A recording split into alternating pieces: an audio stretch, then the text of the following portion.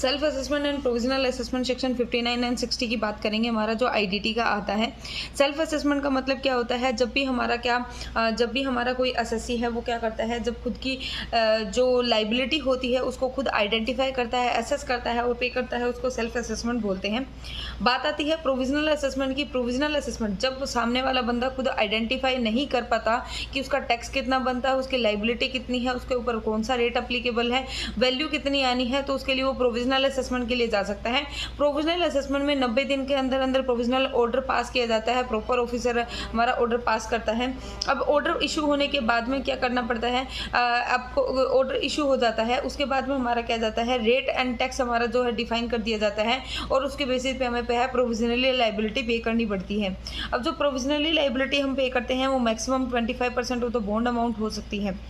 अब बात आती है जो हमारा सेल्फ असेसमेंट होता है, उसके अंदर ये जो अब जो फाइनल हमारा जो ऑर्डर है वो पास करना पड़ता है 6 महीने के अंदर अंदर। अगर 6 मंथ के अंदर अंदर हमारा जो फाइनल ऑर्डर पास नहीं होता है तो उस केस में हमारा क्या जाता है, आगे उसको एडिशन किया जा सकता है, एक्सटेंड किया जा सकता है। पीरियड कौन करेगा, जॉइंट कमिश्नर करेगा।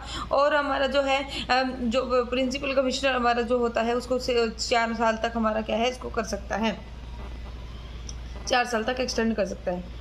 व्हाट इफ़ अगर हमारा जो प्रोविजनल असेसमेंट होता है उसके अंदर जो अमाउंट आ रहा है और जो हमारा जो फाइनल ऑर्डर होता है उसके अंदर अमाउंट आ रहा है, दोनों में डिफरेंस आता है। अगर प्रोविजनल असेसमेंट वाला अमाउंट ज़्यादा है और हमारा जो फाइनल ऑर्डर वाला कम है, मतलब रिफंडेबल अमाउंट हो गया। रिफंडेबल हो गया तो सामने वाले को रिफंड करना पड़ेगा। जैसे हम अप्लाई कर देते हैं रिफंड के लिए, उसके अंदर 60 दिन के अंदर अंदर अगर रिफंड आ जाता है तो दैट्स इट। अगर नहीं आता तो 61st डे के बाद हमें क्या है 6% के इंटरेस्ट के साथ वापस मिलेगा।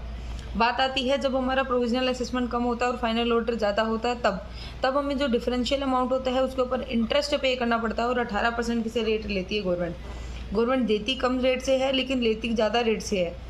अब हमारा क्या जाता है, कितने रेट से कब 18% से रेट से लेगी, उस डिफरेंशियल अमाउंट पे लेगी। और जिस दिन ड्यूएबल बनता था, मतलब अमाउंट पेबल बनता था, उस दिन से लेकर जिस दिन हम अमाउंट पे कर रहे हैं तब तक का हमारा क्या है, इसके ऊपर इंटरेस्ट लगेगा। ये हमारा क्या है, प्रोविजनल असेसमेंट के अंदर आता है। हमारी जो सिक्योरिटी होती है, एक बार फाइनल असेसमेंट आ जाती है तो उसके 7 दिन के अंदर अंदर हमारा क्या है, सिक्योरिटी को रिलीज कर दिया जाता है। ये हमारा फाइनल असेसमेंट और हमारा प्रोविजनल असेसमेंट की ये हमारा क्या है, सेल्फ असेसमेंट और प्रोविजनल असेसमेंट की बात आती है।